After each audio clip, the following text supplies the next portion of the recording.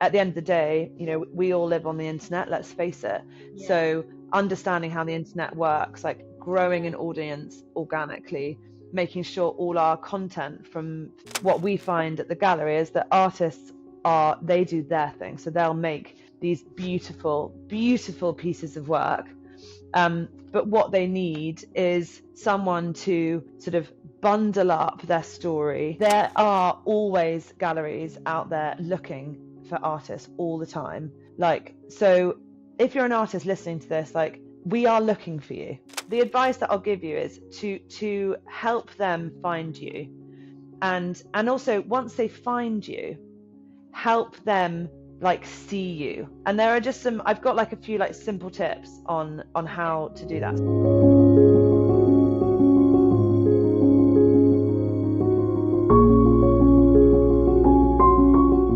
Hello everyone, welcome to the Arts to Hearts podcast. I'm back again with another guest. And today I have Ocki from the Blue Shop Gallery. Welcome to the podcast, Ocki. Thank you for having me. It's nice to be here. Always nice to chat to people, especially on a Monday. Well, how's your Mondays like? That's a good point to start with.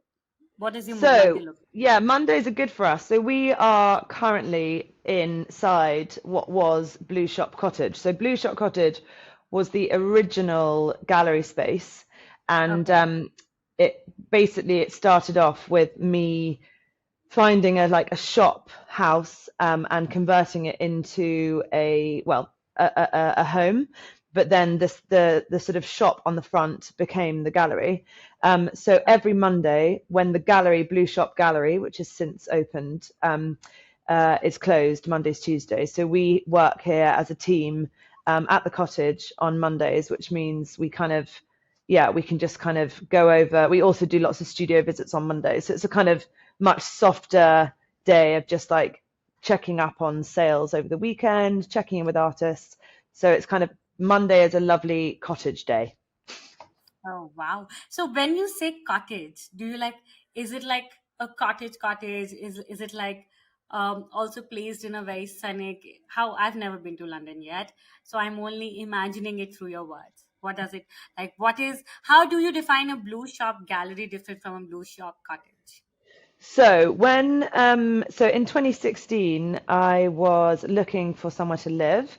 And instead of sort of getting a flat, I basically found this beautiful glass-fronted miniature little shop in Camberwell, and it looked like a kind of Parisian sweet store, or a kind of a gorgeous little fantasy deli, somewhere where as a child you'd be kind of hands up to the window blowing steam into the glass. It was just so it's the most beautiful little blue shop, and it had this red and white awning, and I remember seeing it years before I found it online, being isn't that the most gorgeous little shop? Anyway, it was for sale, and I came to look at it, and I looked inside, and it basically just kind of opened up. So through the shop is a kind of 2-story miniature little house, which is, you can see right behind me there.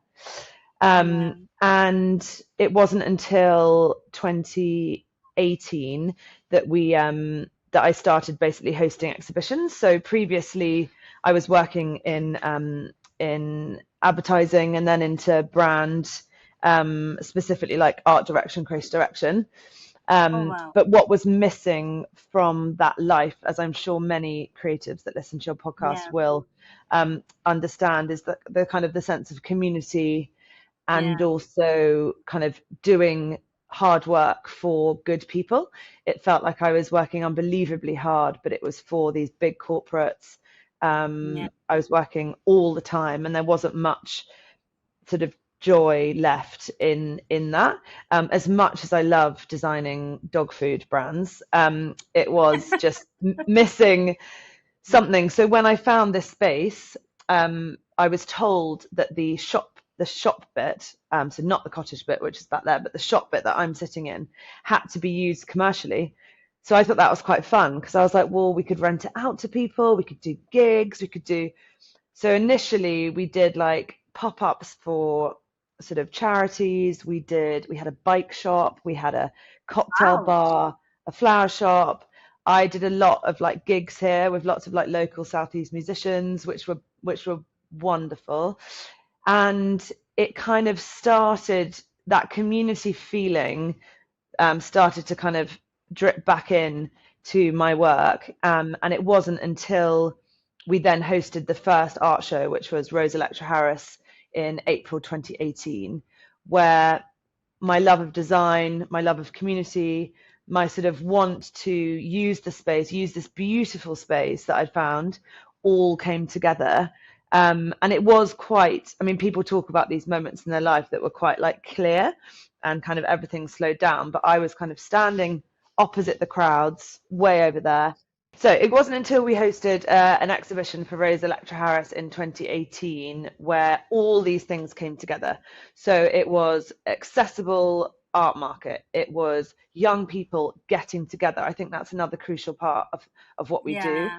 We're not your stereotypical white wall hostile gallery. We Yeah. are very open door policy, and we run that thing through our open calls, we run it through our private views, and at that point in time it was a very clear point in my personal sort of life where I was like, this is the thing, because I could apply all my like design marketing, Yeah. if All you your will. skill sets. Yeah. And then it's just gone from there. So kind of fast forward 6 years, we've now opened our new gallery just up the road in Oval, which Okay. is 1,100 square foot, split over 2 floors. We can have an online show of like 300 artworks, as well as a solo show upstairs, solo show downstairs, as well as doing an art fair. So it's just Wow. been about kind of growing the potential of what we're doing so that we can, you know, satisfy collectors' needs, we can satisfy artists like needs, and I like to think that we've always got an open ear, Very, very and interesting. sort of heart and mind to what people are looking for. Yes, so Blue Shop Cottage opened in as a gallery in 2018, and then we ran solo shows, group shows here for about 4 or 5 years. Obviously, lockdown then happened, which was significant in terms of, well, it was actually very significant for the art world generally, Yeah. as lots of people know. So we kind of had to pivot and went online. And then from that experience online, we actually interviewed artists online every single day of lockdown. And then we also launched our now like annual online open call called Works on Paper. Yeah. And then after the success of all of that, that kind of enabled us to grow an audience, not only of artists, but an audience of collectors as well, globally. Yeah. And it wasn't until December end of December 2021 that I was like, Okay. right, we have outgrown this space. We need more space, because in here, this room that I'm in, which is the original gallery, is only like 4 by 4 meters, like a cube, basically. Okay. So the square footage is very limiting. So we Yeah. were having to like hang paintings on the backs of doors and things like that. So Okay. the dream was always to get a big new gallery. I think it Okay. just happened quicker than I You thought. would have ever imagined, to be honest. Yeah. So yeah, so in 2022, November 2022, we managed to find this space up the road in Oval. It was perfect. It was like on the road. It's got these beautifully high ceilings, so 3.6 meter high ceilings, all this lovely natural light. It meant that, you know, artists, collectors could come and like hang out there. A lot of emerging galleries, because of Are like, also there. well, limitations, they have sort of smaller spaces. A lot of them are in basements, a lot of them on third floors. Whereas I was quite adamant that I didn't want to have those things limiting us. So we Yeah. did search for quite a long time. It wasn't until about May 2022 that we Okay. found this space, which was previously an old cafe, and Oh it was wow. absolutely horrid to say the least.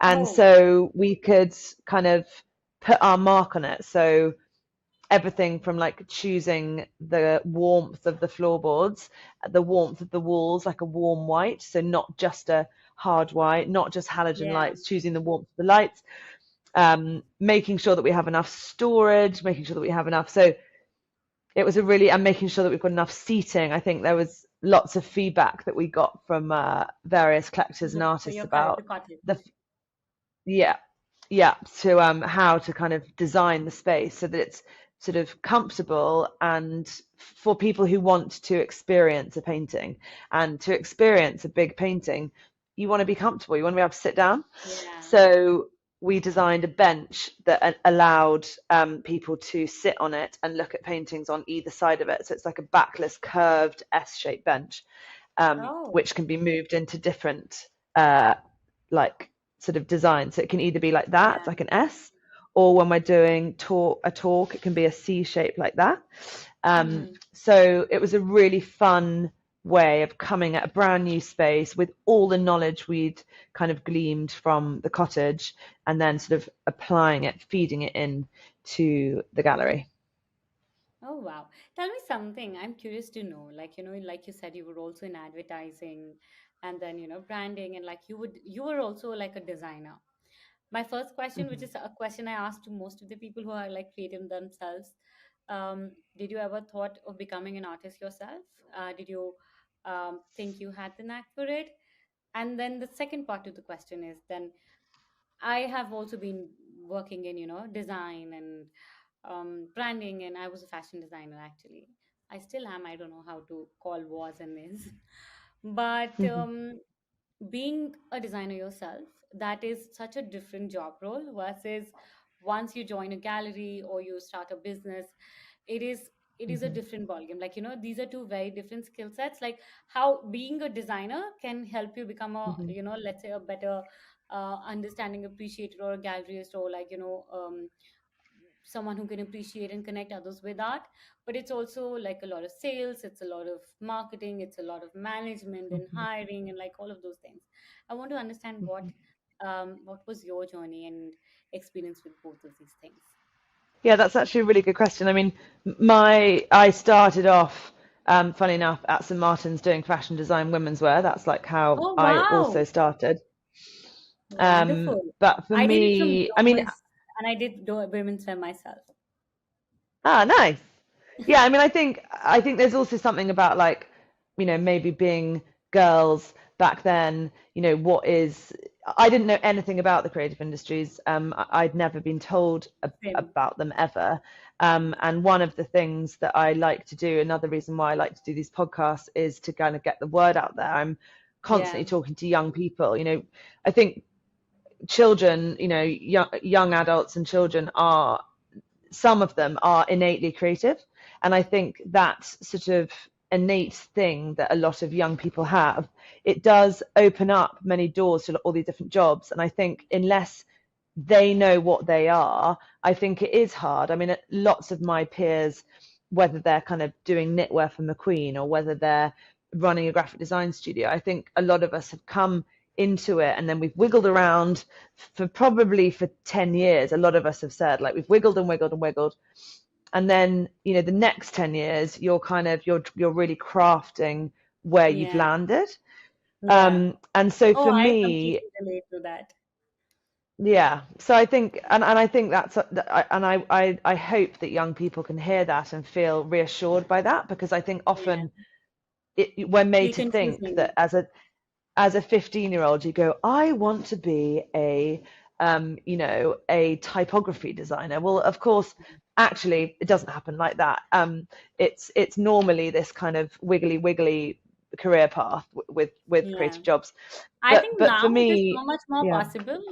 Like, a lot of, like you Mm, said, like we know there's a job role that exists, which is called like, let's say, um, typography designer. I know for myself, I didn't even know, um, like, It was just being a designer. Then I got familiar with okay graphic design, and then like it was there wasn't like a very like there was not a lot of clarity on so many job roles that we have today, and a lot of them have evolved in today's time, and like they're only getting better. Like there's an illustrator who does illustrations for corporates also, but then there's also a typesetting, there's also editorial designers, and like there are book cover designers, and then so many different ones. And in the beginning, I you just don't know. You feel like okay, I'm good at something and I will just be a designer. Then you only get better and specific of what you want to do.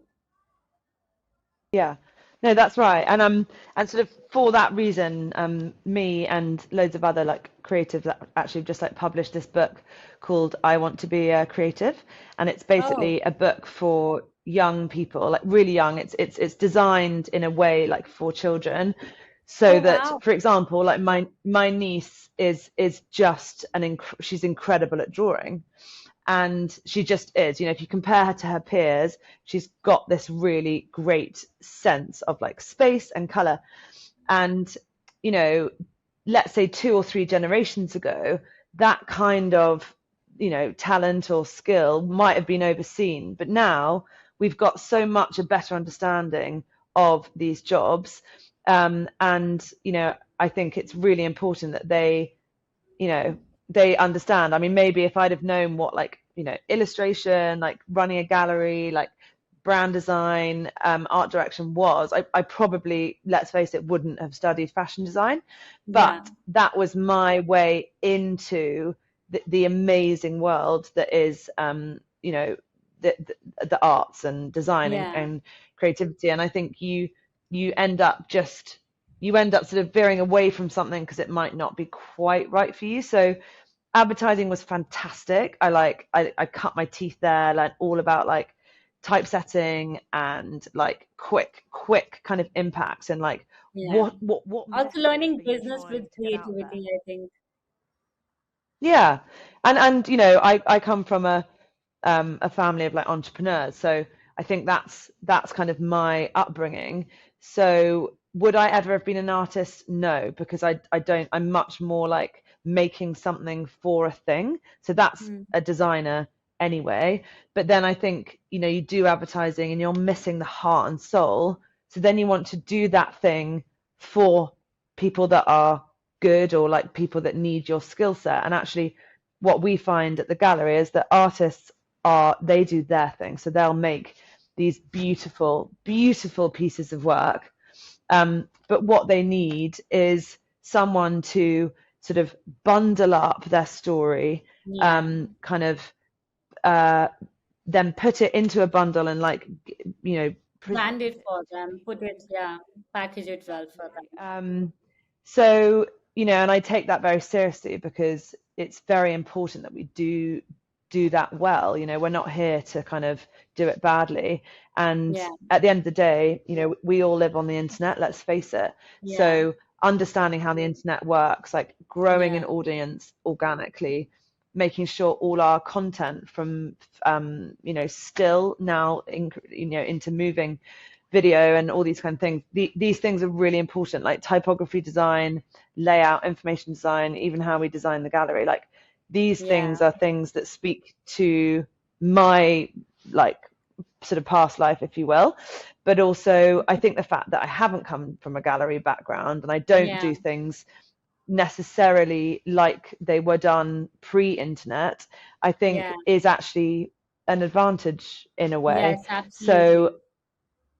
yeah, so I get to do all the things that I love, but yeah, I've just wiggled around a hell of a lot to get there. What was the hardest thing for you to figure out while starting these galleries? Oh, the dog. There he goes. Mole, Hey. on your bed. That's the dog. I think the hardest thing about doing this job is is the fact that Mole is the fact that you are you are basically obviously selling paintings, Yeah, and paintings are emotional outpourings of they are a very pure emotional thing, but what we are doing with them is that we are selling them to people who sometimes are wanting to invest, or they're buying them for the wrong reasons, if that makes sense. And so I think Yeah. what is hard about the art world as a industry or as a big commercial entity is that you are selling and making a commodity, if you will, Yeah. out of something which is a very pure thing. So, you know, if a poet writes this beautiful poem about an ex-lover or his mother or something, you know, it's like then turning up and being like, right, come on then, let's sell this to the world.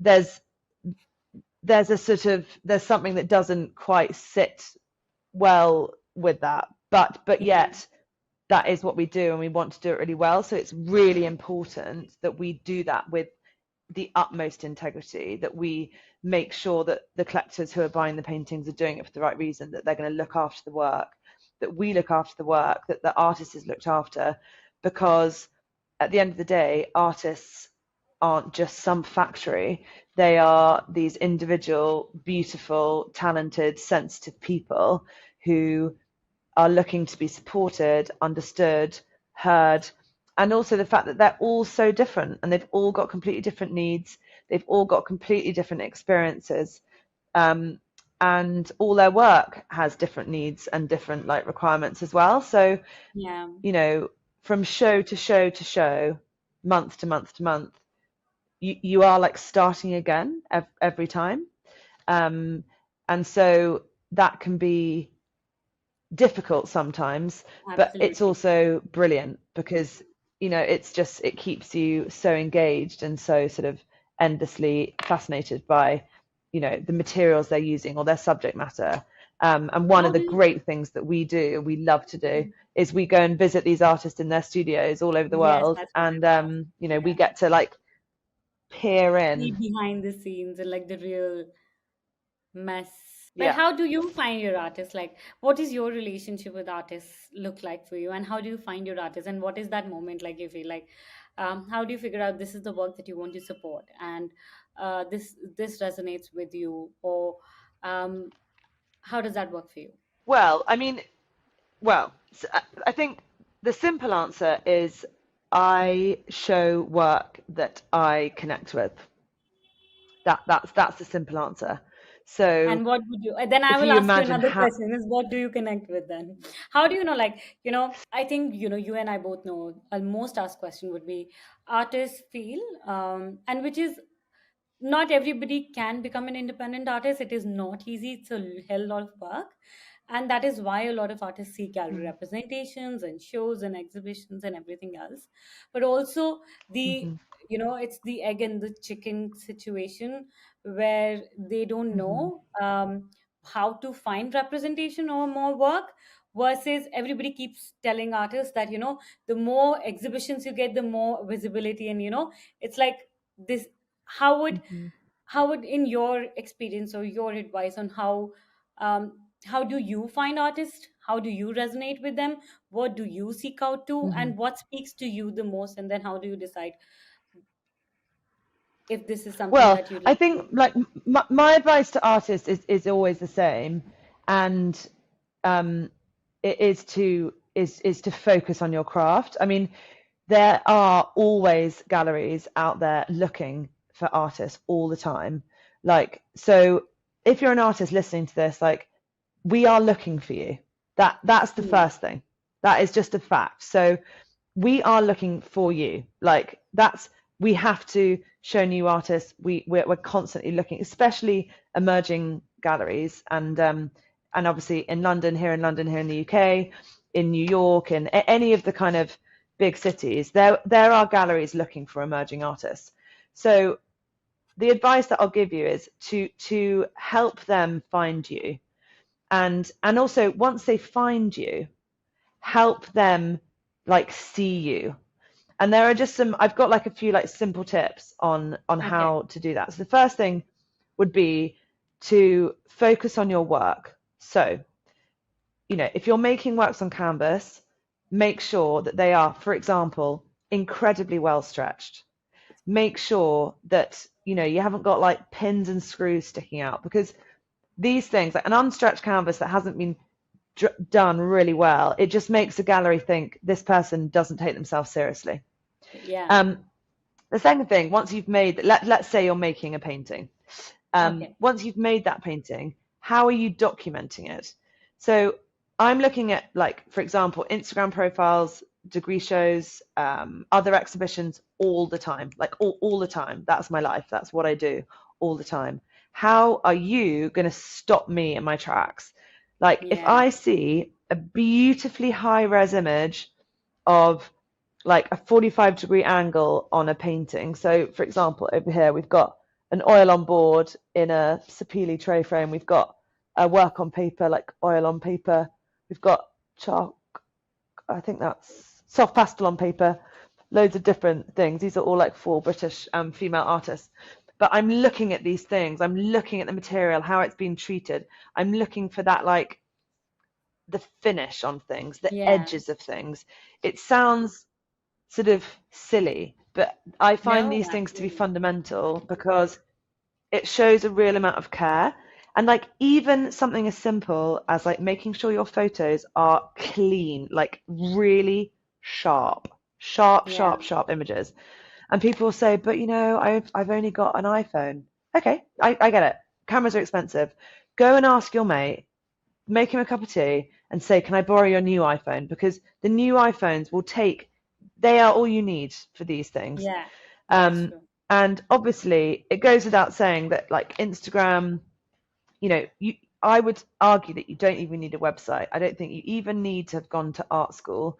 If you have an incredible Instagram documenting these beautiful high-res images of, your beautiful drawings or your beautiful etchings or your stunning paintings, and another tip, you're entering open calls. Now, I understand open calls are expensive. I Expensive. personally don't support open calls costing money. I do sometimes get in trouble with people for saying that, but I do stand by it because our open call is free, absolutely Mm. free, and we don't need to charge money because we then sell artwork. And most Mm. of these open calls, that is the kind of ambition for Yeah. them. But in fact, they're not selling the artwork, they're making money by the entry fee. So, Yeah.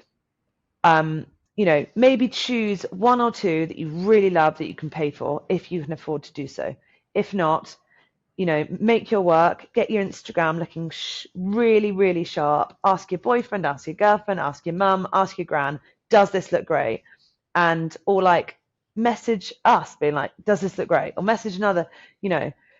So then you do the open calls. And then the other thing, which I appreciate is harder, is, get out to the shows, go and introduce yourself to people, because Mm. I can't tell you, how I understand that's difficult, because funny enough, even I find some of those social situations Even difficult. like, But yeah. if you are there, if you are always there, we have offered solo shows to people who've come to our gallery over and over. And then I'm just like, oh, come on then, what are you making? Show me your work. And if those 3 things, if you're out and about, and you don't even need to be out and about in a physical way, you could just be out and about, like commenting on people's posts on Instagram. Yeah. So like, get out there, Yeah. make sure your page is looking amazing, but also focus on your craft. Like, if I look at an Instagram page and it's got pictures of their mum, their dog, a ceramic jug, and a painting, I'm going to be like, what is this? What I they don't do. understand. What is this? Yeah. It's the same way, my creative directors at advertising would say, no one gives an F about your advert. No one gives an Yeah. F. They don't care. So, and to an extent, this is different because I'm saying we are looking for you. So we want Yeah. to find emerging artists, but you guys have got to also help us, like, believe in you. And so I think, because I'm always amazed, and like I've become a little bit more, I guess, vocal about these things because artists say that they do want to have feedback. Yeah. But it goes back to that initial question about like what's difficult about the art world. It's like, look, if you don't want to sell your work and you don't want it to like go into global collections and into museum things, then this advice is not for you. I think you do Yeah. exactly what you want. But Yeah. if you do want that, it's so, these things really matter. Like they really, really do. It's like, that old thing of like the devil's in the detail. Um, and yeah, for example, and like things like if you're a figurative painter, go to a life drawing class. Don't draw from photos. Get out there.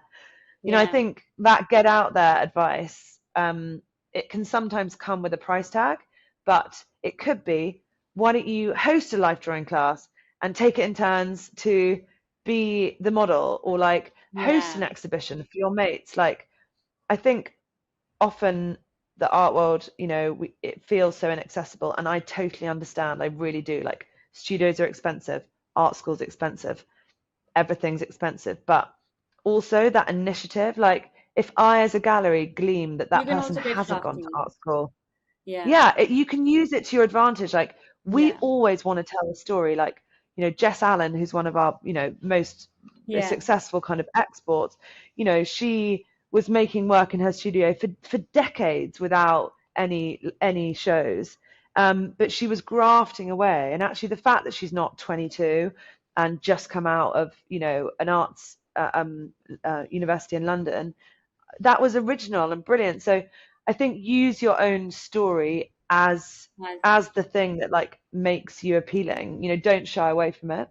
And I think that's the same. Like if you're not in London, or if you're in a country or a city or a village that is like not easily accessible or whatever, the internet is your friend. Use Yeah. it as a tool. So yeah. Lots of brilliant advices here then. Wonderful. I think you have some great points. Like, um, I think a lot of times we all know the answers. A lot of times I think the barrier is it's not knowing what to do. It's also Mm. breaking those molds and taking those first few steps, putting Yeah. yourself out there. I was reading this article the other day. I think it was an interview or something, which was like, there was a time when it was about the artworks.